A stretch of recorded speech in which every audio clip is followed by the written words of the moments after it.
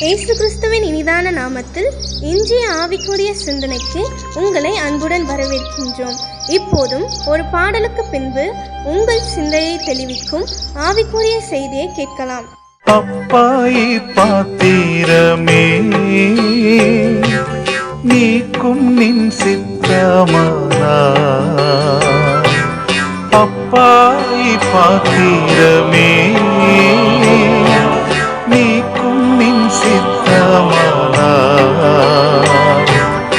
எப்படியும் சித்தம் செய்ய என்னை சத்தம் செய்தேன் என்றாரே, எப்படியும் சித்தம் செய்ய என்னை சத்தம் செய்தேன் என்றாரே. பாரீர் கெத்செமனே பூங்காவில் என் நேசரையே, பாவி எனக்காய் வேண்டுதல் செய்திடும் சத்தம் தோனித்திடுதே.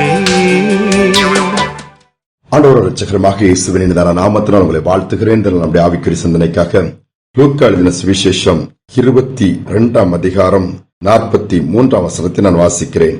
அப்பொழுது வானத்திலிருந்து ஒரு தூதன் தோன்றி இயேசுவை பலப்படுத்தினான். எப்பொழுது இயேசு கிறிஸ்தவனை தோட்டத்திற்கு நேராய் தன்னுடைய சிஷ்யர்களோடு போகிறார். அது காட்டிக் கொடுக்கப்படுகிற அந்த இரவு நேரம். அவர்கள் எல்லாம் ராபோஜனம் பண்ணின பின்பு, பஸ்கா ஆசரித்த பின்பு அங்கு போகிறார்கள். அதிலே 11 பேர் கூட இருக்கிறார்கள். யூதாஸ் காட்டிக் கொடுக்கும்படியாய் பிரிந்து போய்விட்டார். இந்த 11 பேரோடு இயேசு போகும்பொழுது படப்போகிற பாடுகளை குறித்து பேச விரும்புகிறார். நான் அவர்களோ துக்கத்தினாலே தூக்க மயக்கத்திலே இருக்கிறாங்க.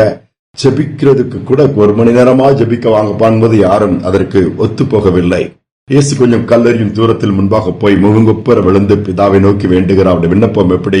பிதாவே, பாத்திரம் என்னை விட்டு நீங்க கூடுமானால் நீங்கட்டும், ஆனாலும் ஆகிலும் என்னுடைய விருப்பம் அல்லது என்னுடைய சித்தத்தின்படி அல்ல, உம்முடைய சித்தத்தின்படியே ஆக கடவுதுன்னு ஜெபம் பண்றாரு. எந்த பதிலுமே பிதாவிடம் இருந்து வரவில்லை. திரும்ப சீஷட்ட வராரு, இங்க தூங்கிட்டு இருக்கிறாங்க. தட்டி எழுப்பி ஜெபிக்க சொல்றாரு, நடக்கல ஒன்றும். மீண்டுமா ஜெபிக்கிறார். 3 முறை இப்படி ஜெபித்தும் பிதாவானவர் எந்த பதிலுமே கொடுக்கவில்லை. ஆல்டர்னேட்டிவ் வழியே இல்ல, இந்த வழியில் தான் போனங்கிறது தீர்மானிக்கப்பட்ட ஒன்று. பாருங்கள், இயேசுவே அதுல அவ்வளவு மன அழுத்தத்திற்குள்ள ஆகிறார். வேர்வை ரத்தத்தின் பெருந்துளிகளாய் தரையில விழுதான். ரத்தமா மாறிடுச்சு வேர்வே. அந்த அளவு ஒரு மன அழுத்தம், பிரஷர். அது மத்தியிலும் போராடுறார் தனி மனிதனாய்.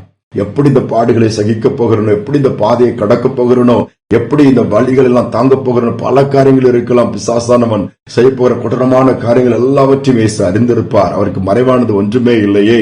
ஆனால் பிதா அமைதியாகவே இருக்கிறார். அது என்ன நடந்தது? 3 முறை ஜெபித்த பிறகு பதிலும் வரவில்லை. மாறாக ஒரு தூதனை ஆண்டவர் அனுப்புகிறார். வானத்திலிருந்து தோன்றி இயேசுவை பலப்படுத்தி அனுப்புகிறார். அந்த நல்ல ஸ்ட்ரென்தன் பண்ணி தைரியம் கொடுத்து கோ கூட இருந்து நடத்த ஆண்டவர் வல்லவரா இருக்கிறார் சொல்லி பலன் கொடுத்து அனுப்பப்படுகிறது. அநேக நேரம் நம்முடைய வாழ்க்கையிலும் கூட சில பாதைகள் மாறும்படியா கேட்போம், சில வேதனைகள் மறையும்படியா கேட்போம், சில வழிகள் எனக்கு இது வேண்டாம், இது பிடிக்கல, என்ன விட்டுருங்க ஆண்டவர்னு சொல்லுவோம். வேறு வழி ஏதாவது ஏற்படுத்துங்க. நோ, சில நேரத்துல வழிகளே உண்டாகாது. ஆண்டவர் இந்த ஜெபத்திற்கு பதிலே வராது. எதுவுமே இல்ல, ஆண்டவர் கைவிட்டுட்டாருன்னு முடிவுக்கு வராதுங்க. மாறாக ஆண்டவர் நம்மை பலப்படுத்துவார் என்பதை மறந்துடாதங்க. ஒரு பலனை கொடுக்கிறார் அந்த பாதையை தாண்டறதுக்கு, ஒரு பலனை கொடுக்கிறார் அந்த சூழ்நிலையை ஜெயிப்பதற்கு. இதுதான் காட்ஸ் டூயிங், ஆண்டவருடைய செயல். அமெரிக்காவின் ஜனாதிபதி இந்த வாஷிங்டனை குறித்து பார்க்கும்போது ஒரு காரியம் ரொம்ப ஆச்சரியமாக இருந்தது. அவருக்கு விரோதமான ஏராளமான எதிரிகள் எப்படியாவது பிடிச்சு அழிச்சிடணும்னு சொல்லி தன்னுடைய தேசத்துக்காக, ஜனங்களை மீட்பதற்காக அவர் போராடிட்டு இருக்கிறாரு. அப்போ ஒரு நேரம் எதிர்பாராத விதமே அவங்க சத்துருக்கள் சூழ்ந்துட்டாங்க, எதிரிகள். அந்த எதிரிகள் எப்படியாவது கொண்டுருவாங்க, இனி தப்ப முடியாதுன்னு ஒரு நிலைமை வந்துருச்சு. ஆனா ஓடுறதுக்கு ஒரே ஒரு வழிதான் இருக்குது. அந்த ஒரு ரிவர் பக்கத்துல மாட்டிட்டு இருக்கு. அந்த சைடு ரிவரை தாண்டினா தப்பி வச்சிடலாம். ஆனா இந்த பக்கம் எல்லாம் அவரை ஃபுல்லா சுத்து போட்டாங்க. வெளியே போக முடியாம லாக் ஆயிட்டாரு. அந்த வழியில போக முடியாது. அந்த எதிரிகளுக்கு நல்லாவே தெரியும். சரியா மாட்டிட்டான்னு சொல்லும்போது என்ன செய்யன்னு தெரியல.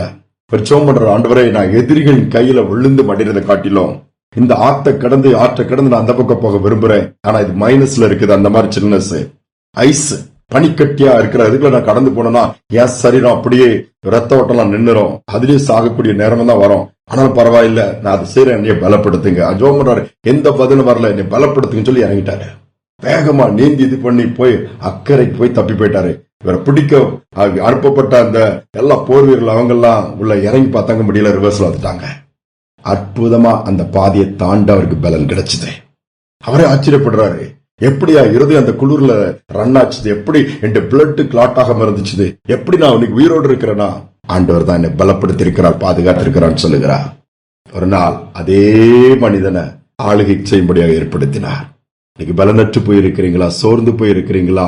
நிர்பந்தமான நிலைமையில இருக்கீங்களா? இனி இதுக்கு மேல எனக்கு பலன் இல்ல, இந்த வாழ்க்கை போதோண்டு முடிவுக்கு வந்து உங்களை நீங்களே மாய்த்துக் கொள்ளாதங்க. எனக்கு அடைகிறதான வழியே இல்லை, நீ அவ்வளவுதான், செத்துட்டா நல்லதுன்னோ. தாண்டக்கூடிய பலன் வந்துட்டாலே தாண்டிடுவீங்க. கடக்கக்கூடிய அந்த ஸ்ட்ரென்த் வந்தாலே இந்த பாதையை கடந்துருவீங்க. அந்த கிருபை இந்த நாள்ல கர்த்தர் உங்களுக்கு கொடுக்க போறாரு. ஜெபிப்போம். அன்பின் தகப்பனே, நீர் எங்களுக்காக பாடுகளை ஏற்றுக்கொண்டீங்க. பாதையை நீர் மாற்றிக்கொள்ளவில்லை அப்பா, பின்வாங்கவில்லை. பிதாவின் சித்தத்தை அப்படியே செய்தீங்க. ஐயோ, கிறிஸ்தமனையில நீர் அழுதி புலம்பி போராடும் போது கூட பிதாவானவர் பலப்படுத்தினார். அதே போல இந்த நாளிலும் கூட வேதனையோடு பலனற்று போய், நம்பிக்கையற்று போய், தோற்று போய், இனி வாழ்க்கையில என்ன இருக்குது, எதிர்பார்த்தது ஒன்று நடந்தது ஒன்று ஆயிடுச்சு, எல்லாமே வெறுமையாய் போயிட்டு, வறட்சியாய் போயிட்டு, வனாந்தரமாய் போயிட்டு, என் வாழ்க்கையே பாலைவயமாயிட்டு சொல்ற பிள்ளைகளை இன்னைக்கு பலப்படுத்துகிற ஒரு நாளா இருக்கட்டும்பா. பலப்படுத்தி இந்த பாதையை தாண்டுவேன், நான் பின்னிட்டு பார்க்க மாட்டேன், எந்த விதத்திலும் என் வாழ்க்கையை நான் முடித்துக் கொள்ள மாட்டேன், வாழ்ந்து சாதித்து காட்டுவேன், தேவனுடைய திட்டத்தை நிறைவேற்றுவேன் சொல்லத்தக்க விதத்துல இந்த நாளை நடத்துங்க. கிருபை பாராட்டுங்க, துதிகனமே ஏற்றுக்கொள்ளுங்க. இயேசுவின் நாமத்தில் பிதாவே, ஆமென், ஆமென். நம்மை பலப்படுத்தும்படியாய் ஆண்டவர் இருக்கிறாரு. ஜெபத்திற்கு பதில் வரலன்னு சொல்லி நீங்க நினைக்காதங்க.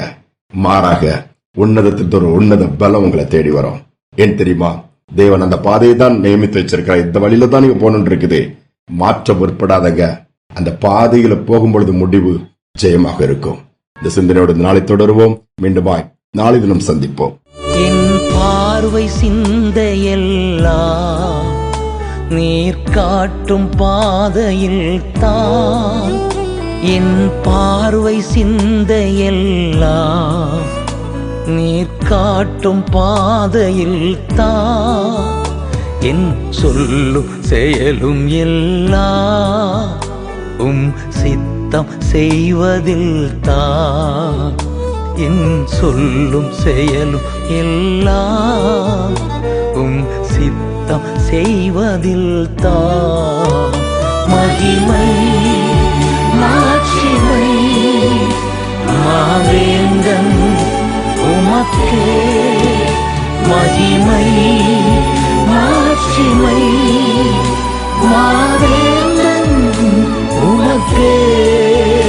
துதியும் கனமும் துயோனே உமக்கே. துதியும் கனமும் துயோனே உமக்கே.